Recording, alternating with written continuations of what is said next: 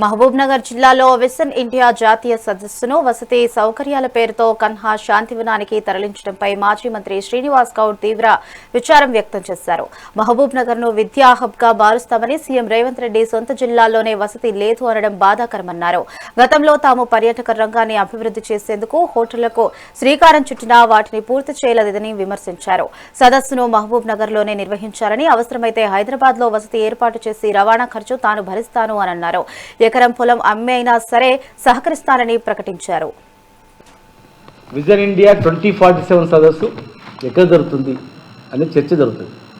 యువత గురించి ఏం డిసిషన్ తీసుకున్నారు, ఇప్పుడు ఆర్టిఫిషియల్ ఇంటెలిజెన్స్ వచ్చింది, ఫర్దర్ స్టడీస్లో ఏం మార్పులు వస్తున్నాయి, భవిష్యత్తు ఏంది, చదువుకున్న వాళ్ళకు ఉపాధి అవకాశాలు ఎట్లా, విద్యా వ్యవస్థలో మార్పు ఎట్లా తీసుకురావాలి, డెవలప్మెంట్ ఎట్లా తీసుకురావాలి, పరిశ్రమలు తీసుకురావాలి, పరిశ్రమలు ఎట్లా అభివృద్ధి చేయాలనేటువంటి యువతకు అనేక మార్గాలలో సూచనలు, సలహాలు అన్ని యూనివర్సిటీ వచ్చినటువంటి వైస్ ఛాన్సలర్లు, రిజిస్టర్లు వచ్చి చెప్తారు.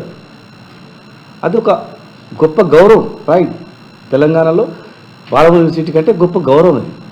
కానీ ఈరోజు ఒక బాధాకరం ఏంటంటే ఏదో బీద ఉంది, గతి లేదు, ఇక్కడ ఏం లేదు, తినడానికి తిండి లేదు, ఉండడానికి ఇల్లు లేదు, అకామిడేషన్ లేదనే పేరు మీద దీన్ని తీసుకుపోయి ఎక్కడో వేరే జిల్లాలో పెడుతుందంటే అది చాలా అవమానకరం, చాలా బాధాకరం కూడా. అసలు అట్లా టాక్ రావడమే పోతురాపో తర్వాత విషయం. ఈడ పెట్టారంట, వేరే జిల్లాలో పెడతారంటే జిల్లాకు అవమానకరం. అది కూడా ఈ జిల్లా ముఖ్యమంత్రి గారి జిల్లా. మరి ఇక్కడ ఇంకా ఎడ్యుకేషన్ హబ్గా తయారు చేస్తాము, ఇంకా చాలా చేస్తాము అనేటువంటి గొప్ప గొప్ప ప్రణాళికలు చెప్తా ఉన్నారు. మరి ఈ మూమెంట్లో పాలమూరు యూనివర్సిటీ నుంచి అట్లీస్ట్ ఈ చిన్న సదస్సునే వీళ్ళు చేయలేకపోయినంటే రేపు ఏ ఈవెంట్ ఎక్కువ వస్తుంది ఫ్యూచర్లో?